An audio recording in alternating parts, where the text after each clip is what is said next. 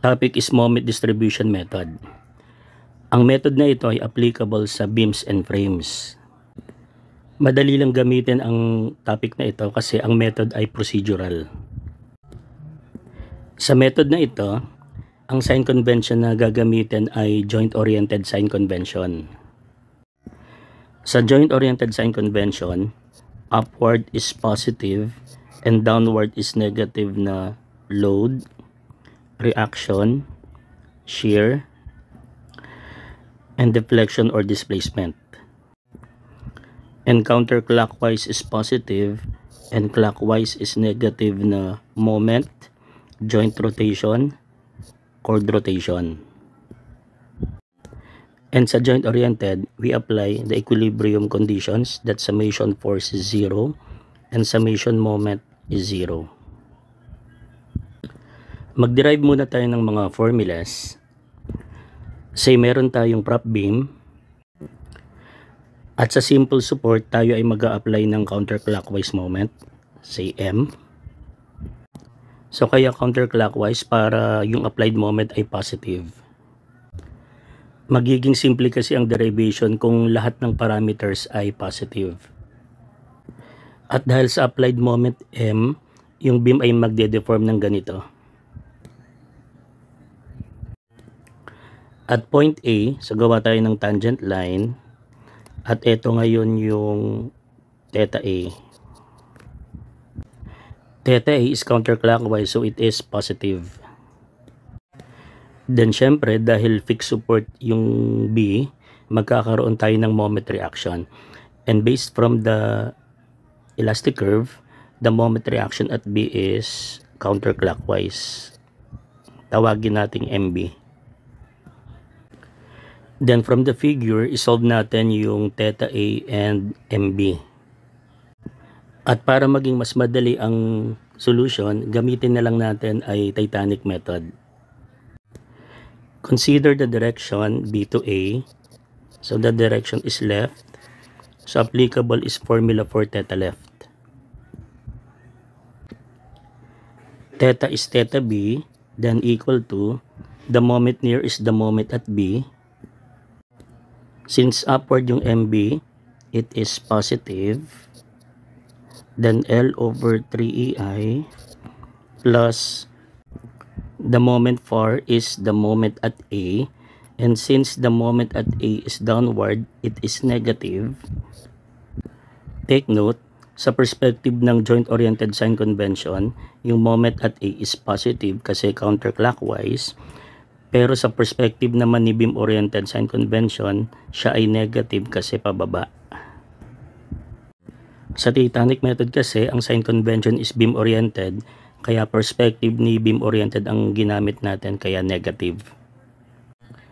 Then L over 6EI plus, since walang load from B to A, the parameter 6AA over L is 0 over 6EI minus H over L. For H, gawa tayo ng horizontal line from B to A. At yung horizontal line from B ay tatama kay A so that H is 0. Since the support at B is fixed, then theta B is 0. Then simplify, MB is equal to M over 2. So itong moment na to, MB, siya yung tatawagin nating carry over moment. So kapag nag-apply ng moment M sa simple support, then magkakaroon ng moment reaction sa fixed support which is equal to half the applied moment at the simple support. Next, consider the direction A to B. The direction is right. So applicable is formula for theta right.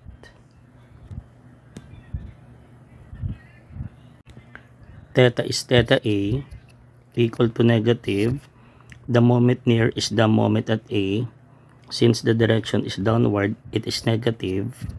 Then L over 3EI plus the moment far is the moment at B.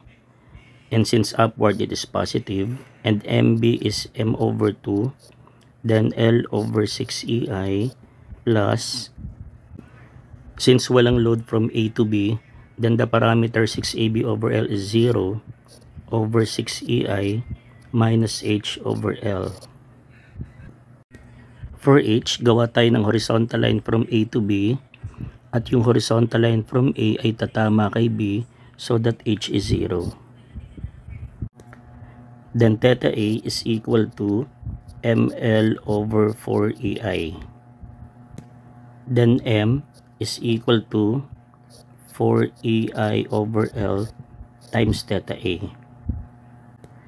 Itong 4EI over L, tawagin natin K. So itong last equation ay magiging M is equal to K theta A.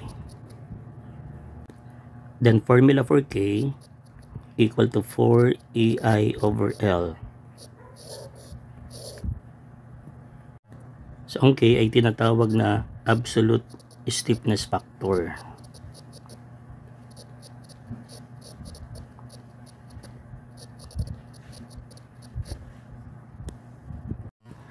Then meron tayong tinatawag na K relative equal to I over L. Ang K-rel ay tinatawag na relative stiffness factor.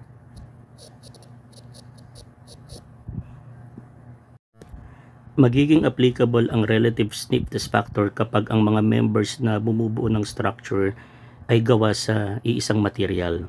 So kapag iisang material, yung EI constant, so pwede nating alisin si constant, so matitira na lang is I over L.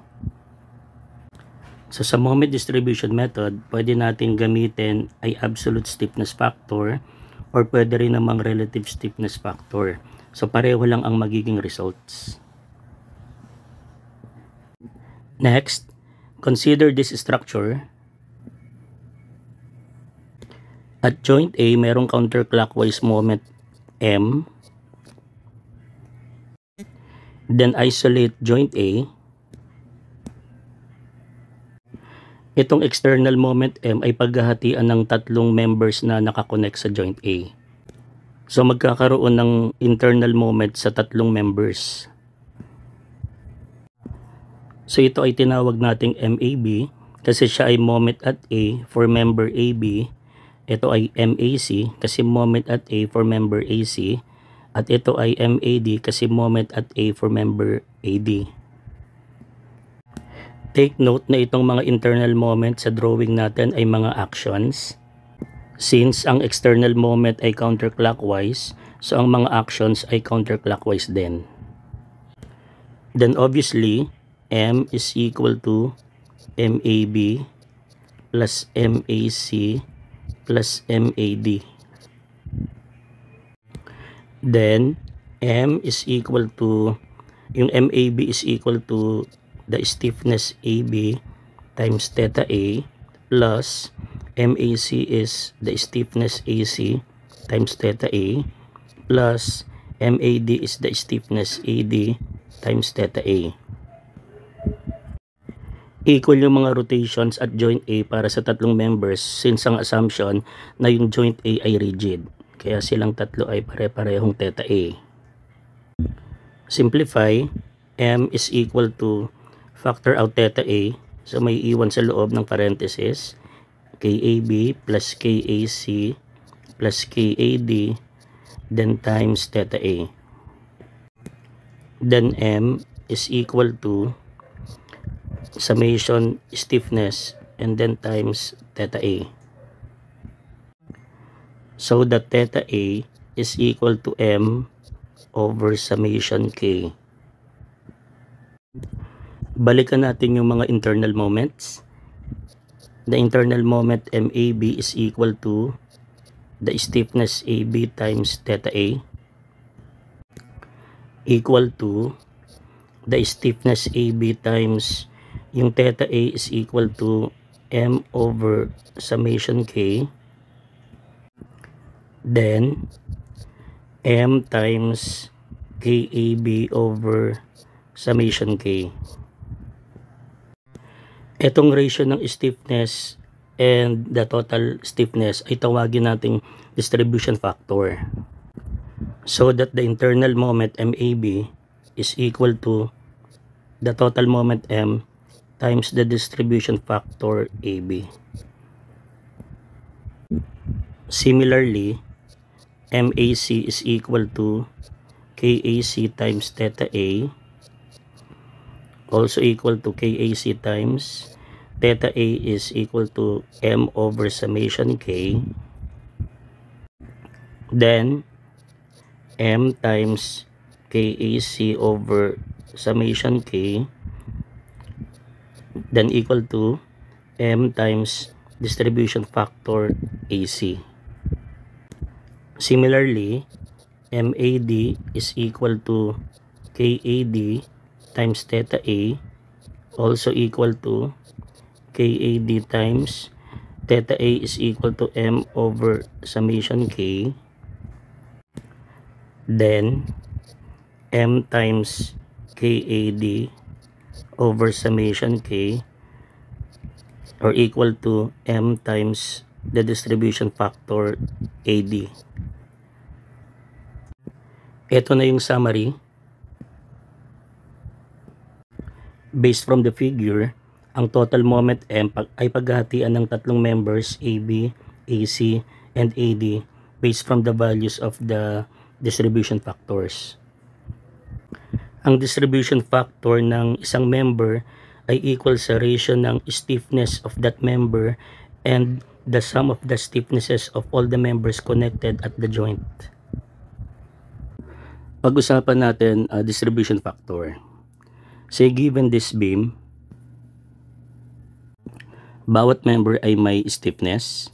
So KAB, KBC, KCD, KDE. Etong fixed support na ito ay papalitan natin ng imaginary span. So tawagin nating point O. So stiffness ng imaginary span is tawagin natin KOA. Ang fixed support ay rigid, so therefore ang stiffness ng imaginary span is infinity. At ang stiffness naman ng member DE kapag cantilever ay 0. Recall, the formula for distribution factor is the stiffness of the member divided by the sum of the stiffnesses. For member AB, the distribution factor AB is equal to the stiffness AB divided by the sum of the stiffnesses. Dalawang members na nakakonect sa joint A, so yung imaginary span OA and the span AB, so the sum of the stiffness is KOA plus KAB. Since infinity yung stiffness ng imaginary span, so therefore the distribution factor para sa fixed support is 0. Next, distribution factor BA equal to the stiffness of member AB divided by the sum of the stiffnesses. At joint B, dalawang members na nakakonect, AB tsaka BC, so the sum of the stiffnesses is KAB plus KBC. Next, distribution factor BC, so equal to the stiffness BC divided by the sum of the stiffnesses. At joint B, dalawang members na nakakonect, AB tsaka BC, so the sum of the stiffnesses is KAB plus KBC. Next, distribution factor CB equal to the stiffness of member BC divided by the sum of the stiffnesses. At joint C, dalawa yung members na nakakonect, BC and CD, so the sum of the stiffnesses is KBC plus KCD. Next, distribution factor CD equal to the stiffness of member CD divided by the sum of the stiffnesses. At joint C, dalawang members na nakakonect, BC and CD. So the sum of the stiffnesses is KBC plus KCD. Next, distribution factor DC equal to the stiffness CD divided by the sum of the stiffnesses. At joint D, dalawang members na nakakonect, CD and DE. So the sum of the stiffnesses is KCD plus KDE. Alam natin ang KDE is 0, so that the distribution factor DC is equal to 1. Next, distribution factor DE equal to the stiffness DE over the sum of the stiffnesses. At joint D, dalawang members na nakakonect, CD and DE. So the sum of the stiffnesses is KCD plus KDE. KDE is 0. So therefore, the distribution factor DE is 0. Ito na yung summary. For fixed supports, distribution factor is 0. So ito yan. For overhang, distribution factor is 0. So ito yan. For exterior roller or hinge, distribution factor is 1. So itong support na ito ay exterior roller kasi siya ay nasa dulo. So therefore, distribution factor is 1. Pag-usapan naman natin yung process ng moment distribution method. Say merong prop beam, the moment at A is obviously 0. Then yung support A ay ilalock. So ito yung mangyayari kapag nilock si support A. Ang beam ay magiging fixed at magkakaroon ng fixed end moment at A. So tawagin natin fixed end moment AB. Then next, si A ay i-unlock naman.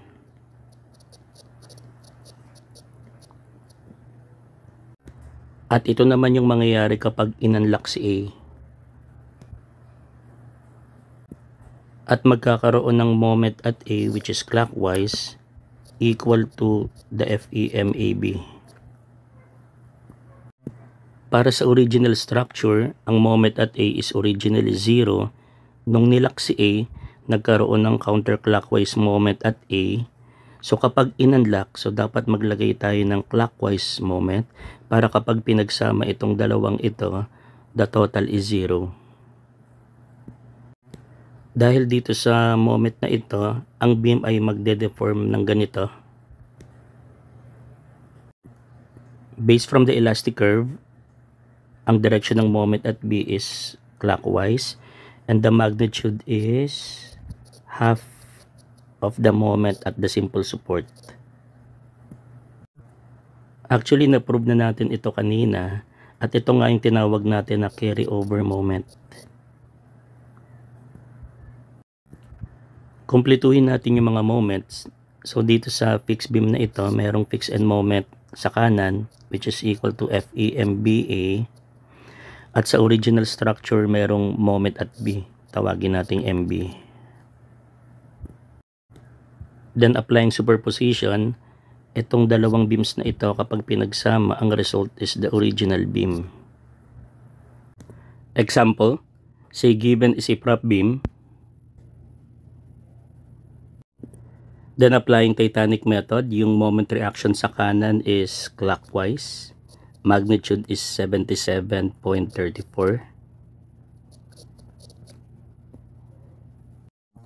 Etong moment sa kanan is MB. Then yung moment sa kaliwa naman is 0. Then si joint A ay ilalock. At ito ang mangyayari.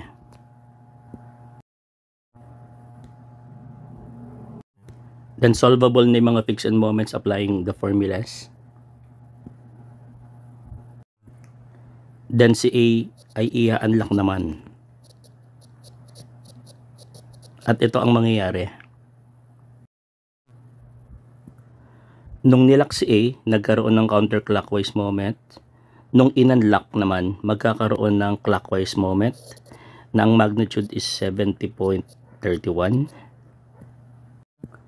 At dahil sa clockwise moment at A, ito ang magiging deform shape.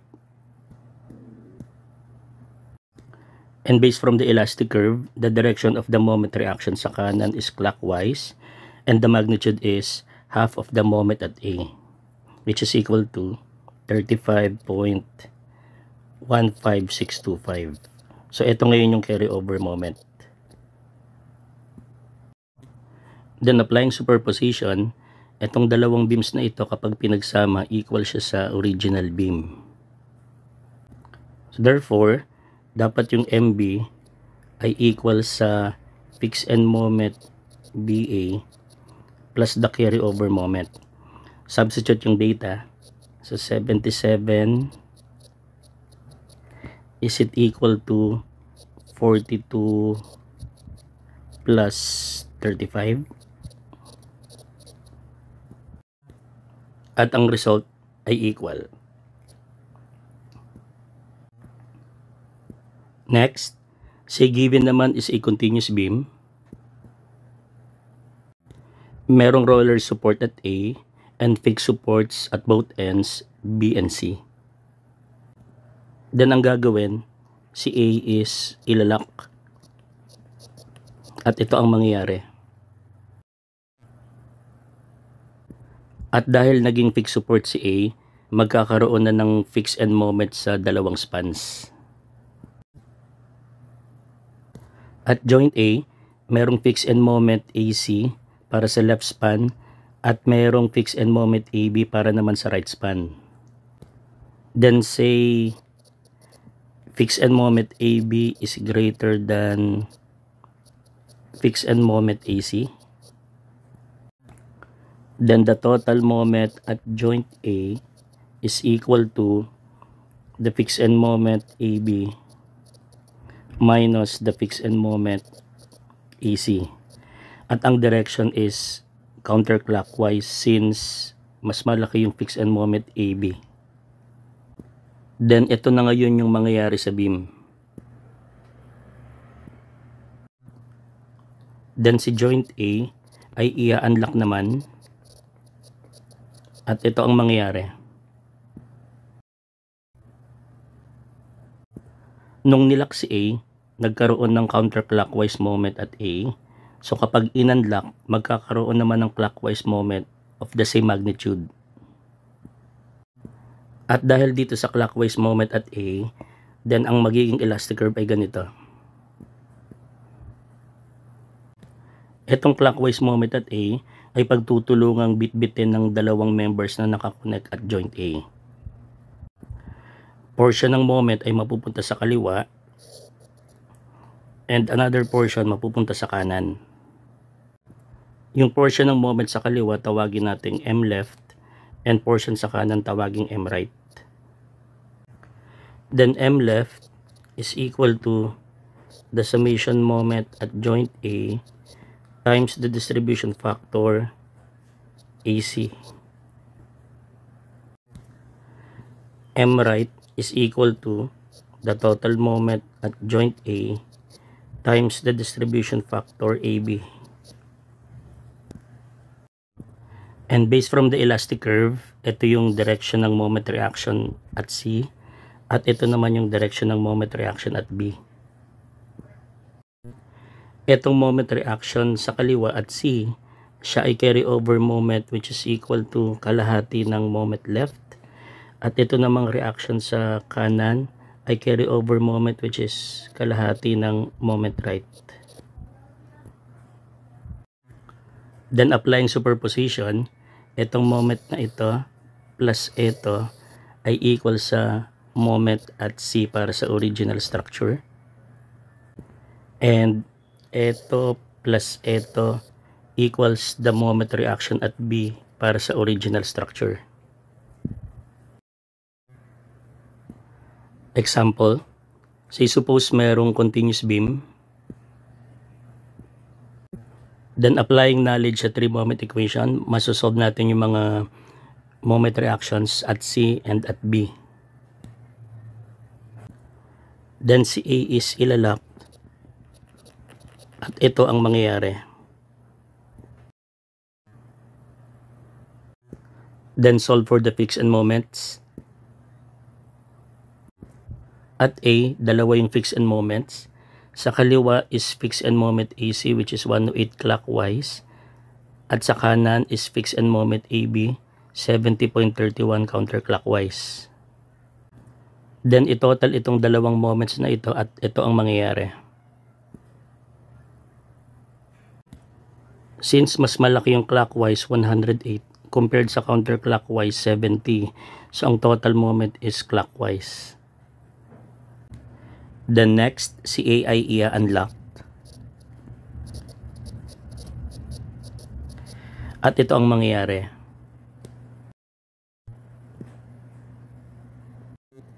So ito ang nangyari, nung nilock si A, nagkaroon ng fixed end moments at A, at ang total ng dalawang fixed end moments is ito nga 37 clockwise, at nung in-unlock naman si A, magkakaroon ng moment at A, same magnitude but opposite in direction. So nagkaroon ng counterclockwise moment at A. At dahil dito sa counterclockwise moment at A, so ito ngayon yung magiging elastic curve. Etong moment na ito, 37, ay bibit-bitin ng dalawang members na nakakonect sa joint A. So ito yung portion na bibit-bitin ng member AC, tawagin nating M left. Ito naman yung portion na bibit-bitin ng member AB, tawagin nating M right. Then to solve for the distribution of moments, M left and M right, kailangan na muna nating malaman yung distribution factors. Recall, formula for the absolute stiffness factor is 4EI over L. Sa kaliwa, the stiffness AC is equal to 4EI over the length ng span AC is 6. Sa kanan naman, the stiffness AB is equal to 4EI over the length of the span AB is 8. Next, solve for the distribution factor. So formula for distribution factor is the stiffness divided by the sum of the stiffnesses. For AC, the distribution factor AC is equal to the stiffness of AC divided by the sum of the stiffnesses, KAC plus KAB. Substitute the data. KAC is 4EI over 6 divided by KAC is 4EI over 6 plus KAB is 4EI over 8. So the distribution factor AC is equal to 4 over 7. Next, the distribution factor AB is equal to the stiffness AB divided by the sum of the stiffnesses, KAC plus KAB. Substitute the data. KAB is 4EI over 8 divided by KAC is 4EI over 6 plus KAB 4EI over 8.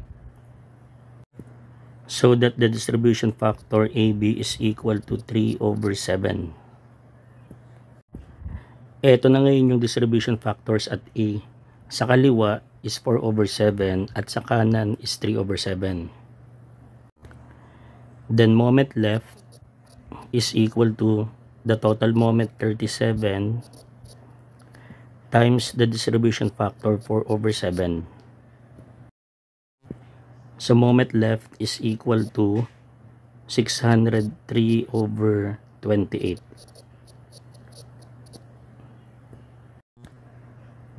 Moment right is equal to the total moment 37 times the distribution factor 3 over 7.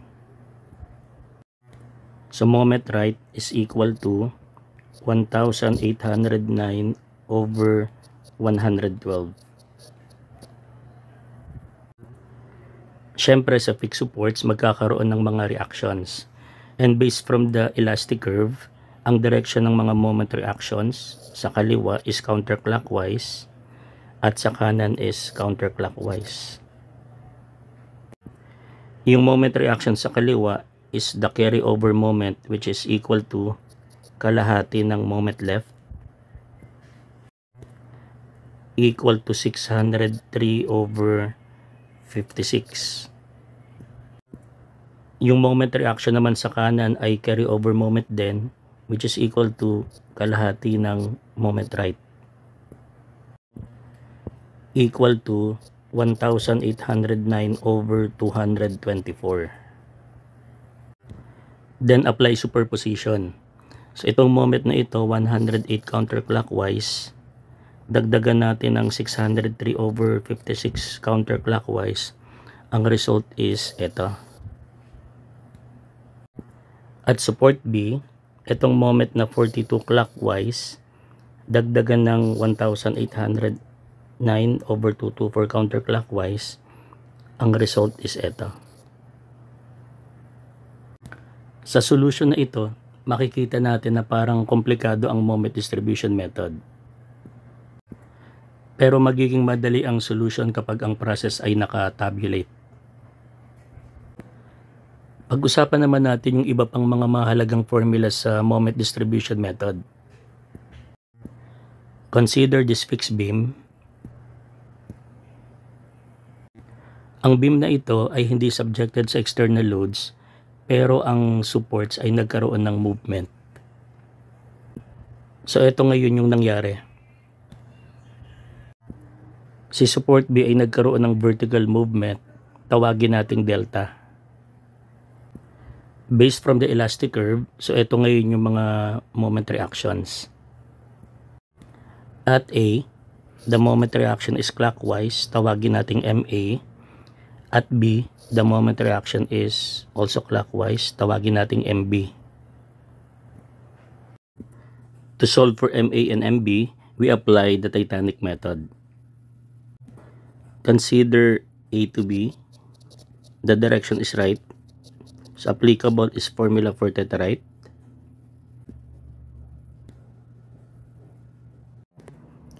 Theta is theta A equal to negative. The moment near is the moment at A. Sa joint oriented, the moment MA is negative kasi it is clockwise. Pero sa beam oriented, it is positive kasi ang direction is upward.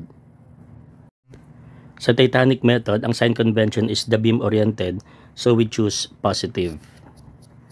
And then L over 3EI plus the moment far is the moment at B, and since it is downward, so negative.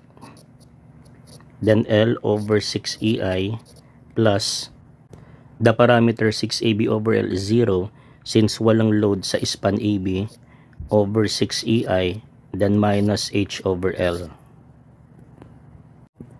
For H, gawa tayo ng horizontal line from A to B. Then from that horizontal line, measure the vertical distance towards B. So the vertical distance is directed upward, so positive, and the vertical distance is the delta. Since the support at A is fixed, then theta A is 0. Then simplifying this equation, we obtain, tawagin natin siyang equation number 1. Next, consider the direction B to A. The direction is left, so applicable is formula for theta left.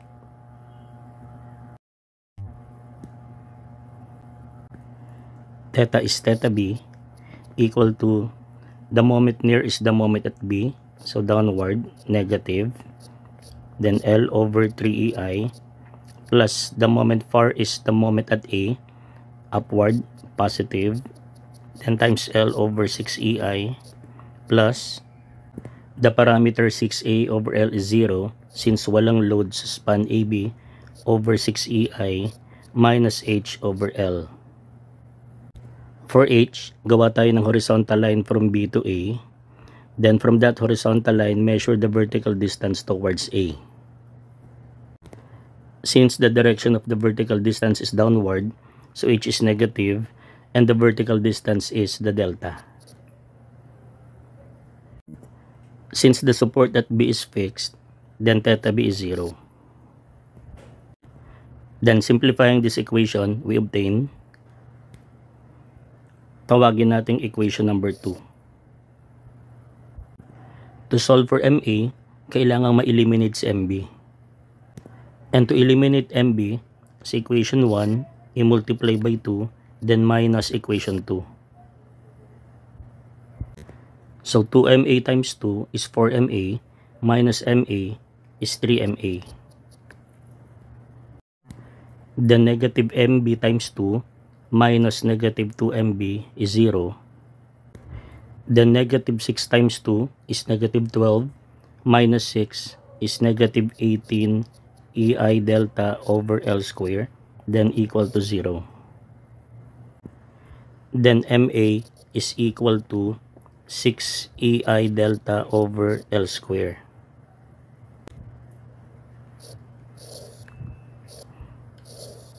Positive ang sagot, ibig sabihin, the assumed direction upward is correct. To solve for MB, consider equation 1. So 2 times, yung MA is 6 EI delta over L square minus MB minus 6 EI delta over L square is equal to 0. Then solve for MB. So MB is equal to 6 EI delta over L square.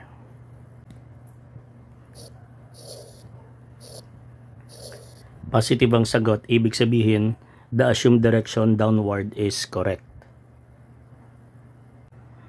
Pag-usapan naman natin, stiffness factor modifications.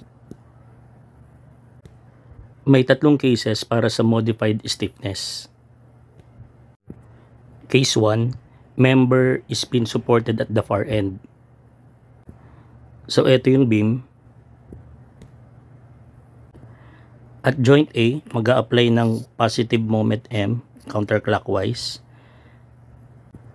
Kung saan nag-apply ng moment M, yun yung tawagin nating near end. So ang near end is point A. At yung kabila naman, which is point B, is the far end. At yung far end B ay hinge, so therefore siya ay pin. Dahil sa moment M, ang beam ay magde-deform at ito ngayon yung magiging elastic curve. Then gawa tayo ng tangent line at A. At ito ngayon yung theta A. So counterclockwise positive. To solve for theta A, we apply the Titanic method. Consider the direction A to B. The direction is right. So applicable is formula for theta right.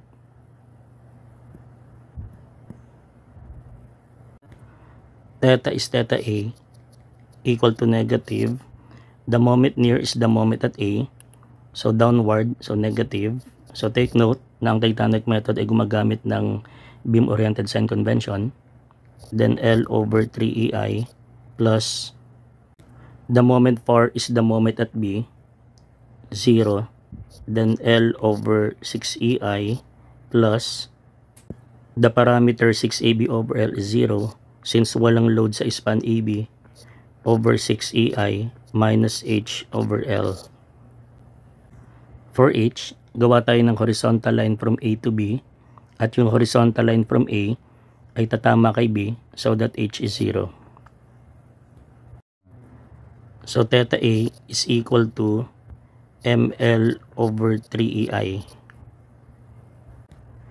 So that M is equal to 3EI over L then times theta A. Etong 3EI over L, siya ngayon yung absolute stiffness factor.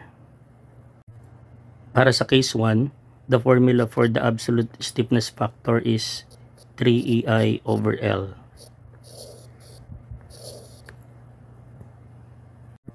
So ang question is, ano ngayon ang magiging significance ng 3EI over L? So recall yung prop beam na na-discuss natin previously.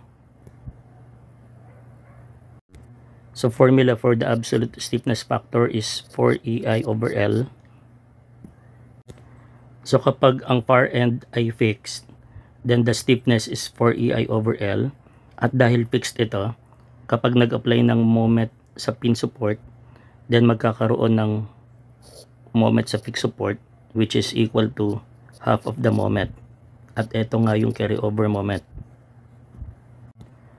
Kapag naman ang far end ay pin, then ang stiffness is 3EI over L. At dahil pin yung B, then the moment is 0. So the carryover moment is 0. Next, case 2, symmetric beam and loading. Consider this beam. So symmetrical yung beam and loading at ito yung axis of symmetry. So kung ano man meron sa kaliwa, meron din sa kanan. Ito naman yung elastic curve. So itong support na to, tawagin nating support A. Ito naman ay support B. And because of symmetry, yung numerical value ng moment A ay equal sa numerical value ng moment B. Then isolate the span AB. Sa kaliwa, yung moment is MA, sa kanan is MB. And because of symmetry, equal yung MA and MB, so pwede na nating i-omit yung subscript, so itawagin na lang nating M. At point A, merong tangent line, at ito ngayon yung theta A. Then solve for theta A by applying the Titanic method. Consider the direction A to B. The direction is right. So applicable is formula for theta right. Theta is theta A equal to negative. The moment near is the moment at A. And since the direction is downward, it is negative. So negative M times L over 3EI plus the moment far is the moment at B. And since it is downward, so negative, then times L over 6EI plus the parameter 6AB over L is 0 since walang loading for the segment AB, then over 6EI minus H over L. For H, gawa tayo ng horizontal line from A to B at yung horizontal line from A ay tatama kay B so that H is 0. Then simplify, so theta A is equal to ML over 2EI. Then M is equal to 2EI over L times theta A. So eto ngayon yung stiffness. For case 2, the formula for the absolute stiffness factor is 2EI over L.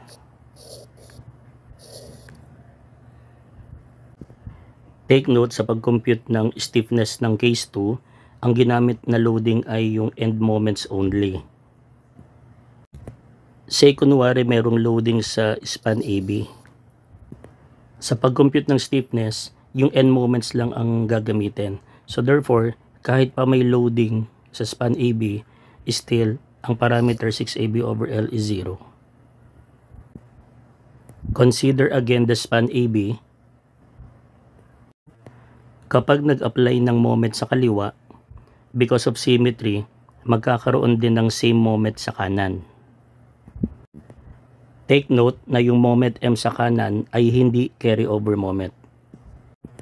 Kaya nagkaroon ng moment M sa kanan is because of symmetry. So therefore, sa case 2, ang carryover moment is 0. Next, case 3, symmetric beam with antisymmetric loading. Consider this beam. Sa structure na ito, yung beam ay symmetrical at ito yung axis of symmetry ng beam. yung loading sa kaliwat kanan ng center line ay same yung magnitude pero opposite yung directions. Ang loading ay nagiging antisymmetric kapag same yung magnitudes pero opposite yung directions. Because of the loadings, ito ngayon yung magiging elastic curve. Etong support na ito, tawagin nating support A, ito naman support B. So dito, yung numerical value ng moment A ay equal sa numerical value ng moment B. Then isolate span AB. Sa kaliwa, ang moment is MA, sa kanan ang moment is MB. At dahil equal nga yung numerical values, pwede na nating i-omit yung subscript, so yung moment ay tawagin na lang nating M. At point A, nagdrawing ng tangent line, at eto ngayon yung theta A. Then solve for theta A by applying the Titanic method. Consider the direction A to B. So the direction is right. So applicable is formula for theta right. Theta is theta A equal to negative. The moment near is the moment at A. Since the direction is downward, so negative M. Then L over 3EI plus the moment far is the moment at B. Since upward, positive M. Then times L over 6EI plus the parameter 6AB over L is 0 since walang load sa span AB over 6EI minus H over L. For H, gawa tayo ng horizontal line from A to B. At yung horizontal line from A ay tatama kay B so that H is 0. So theta A is equal to ML over 6EI. Then M is equal to 6EI over L, then times theta A. So eto ngayon yung stiffness K. For case 3, the formula for the absolute stiffness factor is 6EI over L. Say halimbawa merong load sa span AB. Sa pag-compute ng stiffness, yung end moments lang ang gagamitin. So kahit pa may loading sa span AB, then the parameter 6AB over L is still 0. Consider again the span AB. So kapag nag-apply ng moment M sa A, magkakaroon ng moment M sa B dahil sa property ng case 3. So yung moment M sa kanan ay take note hindi siya carry over moment. Therefore sa case 3, the carry over moment is 0.